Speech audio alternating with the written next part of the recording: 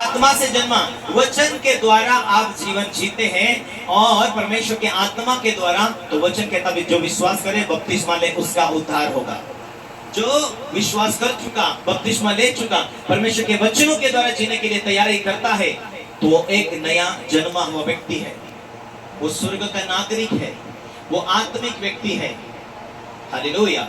वो परमेश्वर का राज्य के अंदर है और उसके जीवन में दुख खत्म होना शुरू हुए, उसके जीवन में लड़ाई खत्म होना शुरू हुई, उसके जीवन में शांति की शुरुआत हुई, उसके जीवन में आनंद की शुरुआत हुई, क्योंकि वो नया मनुष्यत्व है। पुराना मनुष्य में क्या है? पुराना मनुष्य में बदले की भावना, पुराना मनुष्यत्व में माफी नहीं है। लेकिन यीशु मसीह को, यदि मसीह में तुम हो तो नई सृष्टि हो, यदि तुम मसीह तुम में है तो तुम मसीह में नई सृष्टि हो। तो मसीह तुम में जी रहा है तो तुम नहीं जी रहे। जब मसीह तुम में जी रहा है तो मसीह क्या सोचेगा? हालेलुया। मसीह तुम में जी रहा है तो मसीह आपके जीवन में वो जी रहा है, तो वो माफ करने वाला मसीह है। हालेलुया। वो बदला लेने वाला मसीह नहीं है, वो माफ करने वाला मसीह है, वो सुसमाचार सुनाने वाला मसीह है, वो हमेशा लोगों को स्थिर करने वाला मसीह है। लेकिन यदि मसीह नहीं जी रहा है तो जिंदगी घाटे की होगी।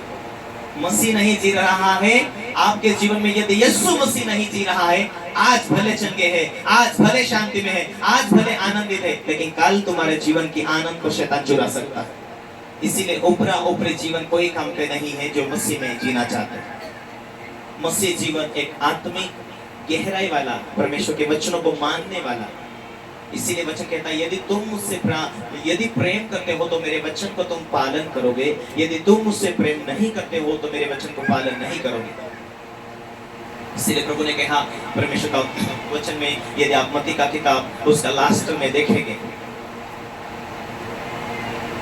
यीशु मसीह अपने चेलों को तैयार करके भेजता है। मत्ती 28 का उसका 19 को यदि आप पढ़ते हैं, उसने कहा इसलिए तुम जाओ, सब जातियों के लोगों को चेले बनाओ और उन्हें पिता और पुत्र और पवित्र आत्मा के नाम से बपतिस्मा दो और उन्हें सब बातें जो मैंने तुम्हें आज्ञा दी है मानना सिखाओ।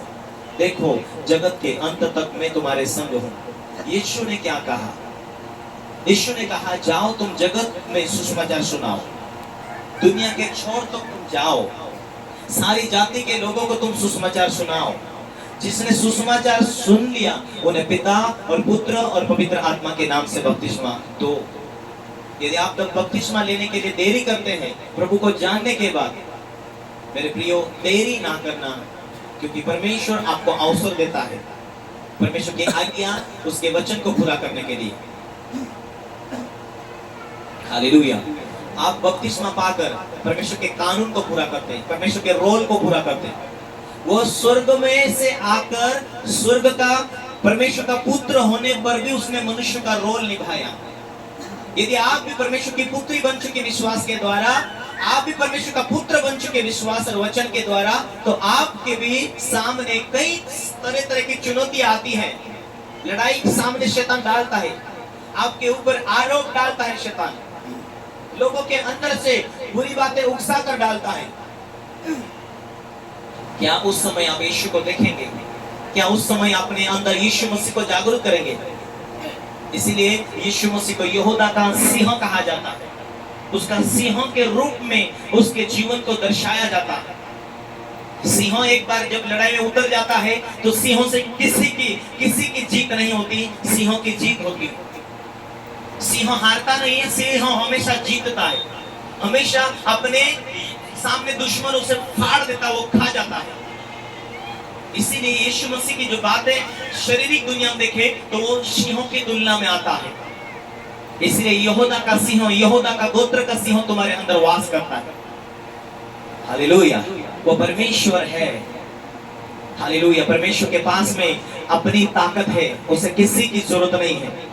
वो कहता है जब आकाश से बिजली गिरती तो वो गिरती है। हालेलुया। वो आकाश से जब उसकी इच्छा होती बारिश की तो बारिश होती है। इसीलिए परमेश्वर का वचन यदि आप उत्पत्ति में देखें तो उसने रुत काल, समय काल जो भी दिया परमेश्वर, ऐसा होते जाए। आज से परमेश्वर ने उसे उस टाइम में आशीष दिया था। ये ठंडी का दिन, ये बारिश का दिन, ये धूप का दिन, ये मनुष्य के लिए, पृथ्वी के लिए आशीष का दिन ठहरेंगे।